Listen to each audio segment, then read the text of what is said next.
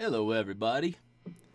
What I wanted to talk to you about today is general fretboard knowledge. A lot of people who are relatively new to guitar, maybe you know some chord shapes, you know some majors, you know some minors, and they're all down here at the end of the neck, right? That's good. That's where you should start. But what about all this other real estate that you're not building anything on? Why not start doing that right now? Like, look at your clock and write down the time, because that's when you're starting to do this. Okay? Awesome. All right. Pick your favorite chord. Let's go with a D. Let's just say your favorite chord is a D. Good technique. None of this. That's bad. All right. So there's your D chord. Why don't you play it higher up the neck and just don't hit the open string? It still works. Watch this. There's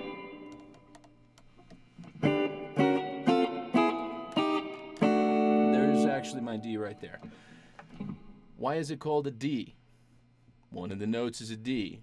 There's other reasons. There's more to it than just that. But that's all you care about right now. You're starting it on a D with the other notes. That's the root note of the chord. The letter name of a chord is just the root note that the chord is then stacked on top of. This in case you've got a D, an F sharp, and an A in this chord. You're just going to try to find the D. And I'll give you a hint. It's on the second string, the 3rd fret. Did you find it? Good for you. All right, D. That note right there, that one, that's a D. The other notes, we don't care about those right now, but play them with the D. You got that nice, pretty harmony. Now, if you move that up the neck, as long as you keep the same shape, the same intervals between the notes you're playing, it's going to work. What that is a major chord. That's a major triad. You got a root, a 3rd, and a 5th. If you don't know what that means, Google it. You're on the internet. Don't be lazy. So you can move this up the neck. Now, how do you know what chord you're playing? Well, when you were playing it in the normal position, it's a D because that note was on a D. That means that is your root note. So whatever note that's on is your new root note and the new name of your chord. So if I move it up 1, I could call that a D sharp. I'm going to call it an E flat, though, because it's more normal to do that. And then one more up. Now that's an E. Now it's an F. There is no E sharp. Now it's an F sharp. Now it's a G. So my ring finger is now on the 8th fret. My middle finger and index finger are on the 7th fret. And I'm only playing those 3 strings. My pick is only striking three strings, 3 notes. I don't want to bang on the whole all your strings. Now you got all this extra unwanted harmony that doesn't sound so pretty. Just a bunch of noise. By the way, that's a good thing to follow all the time. Don't hit strings you don't need. So there's a D, there's a G. Guess what that is? Well, my ring finger is on the 12th fret of the 2nd string. Do the math. That's a B. 12th fret of any string is the same note as the open string. So that's a B chord. Now here, let me go back to my D.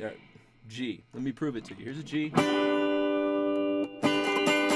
Get that in your ear. Okay, now I'm going to play the G that everybody knows and loves. Listen how that blends. You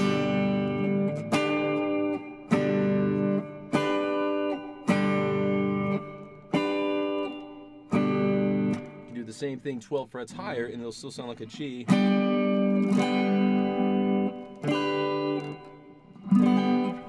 So any major chord, any minor chord, any chord can be moved anywhere on the neck, keep the shape intact, including the open strings. If you have an open string that's part of your shape, that becomes a bar chord, because you got to bring the open strings up the neck with you. I talked about bar chords before, I think. I'll do it again if I need to. But this time we're just talking about shapes in general. Triads, major, minor, what have you. That was the first 3 strings. You can do this with all strings. You can even do this without a bar chord and play an arpeggio. What's an arpeggio? I'm glad you asked. An arpeggio is just playing the notes of a chord one at a time. Doesn't even have to be in order.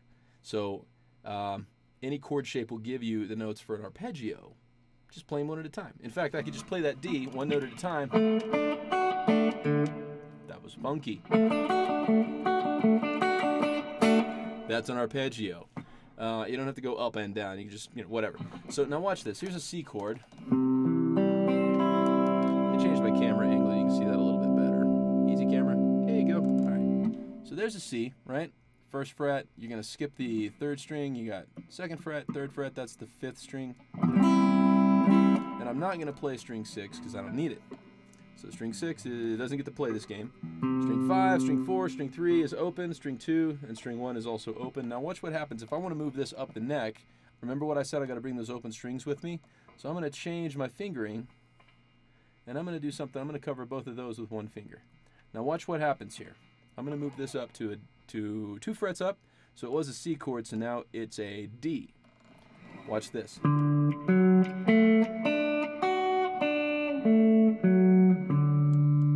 Okay, now even if you don't know what those notes are, you know that you're doing the same shape as you did when you played the C down here, just without those notes.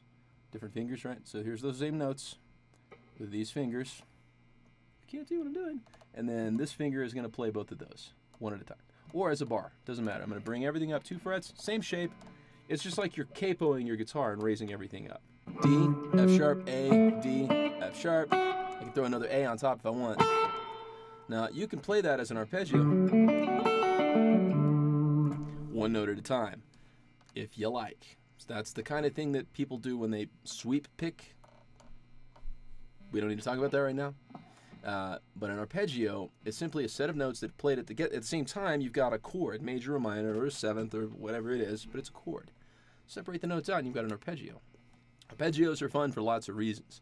If you're trying to learn how to improvise, arpeggios are a great tool to use. You need to know scale patterns, and you need to know arpeggio shapes. And you need to know what key your song is in.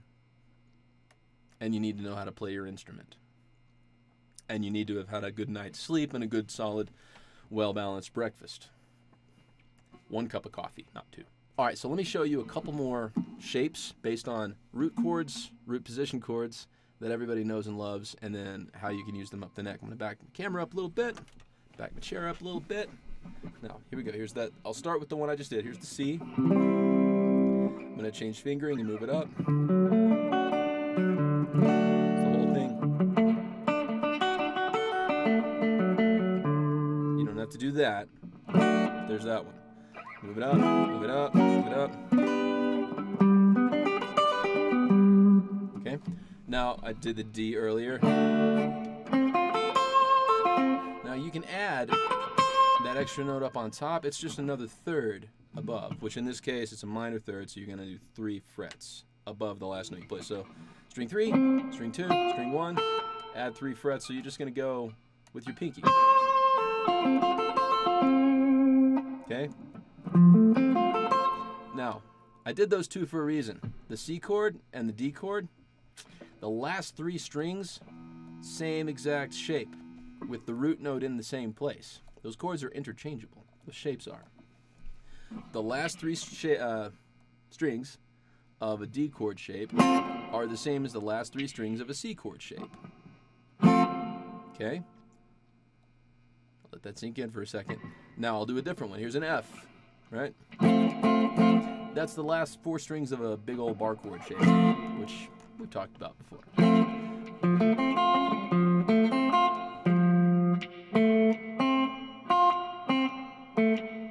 Okay, see that? Now the root note here is both string 4 and string 1. And a third and a fifth in the middle. This one happens to be the notes in order. Root, third, fifth, root. Now you move that up anywhere you like. If I play it here, that's the 8th position. Now I'm on a C chord with an F shape. It's the shape of an F, but the notes now are the notes of a C chord. Here's a C down here, and here's my C up here, played with an F shape. Fancy, right? Yeah. I hope that's helpful to somebody. I just thought I'd share. Bye-bye. Don't know what a capo is? Ask somebody. Excuse me. I just mowed my lawn, and now I'm sneezing.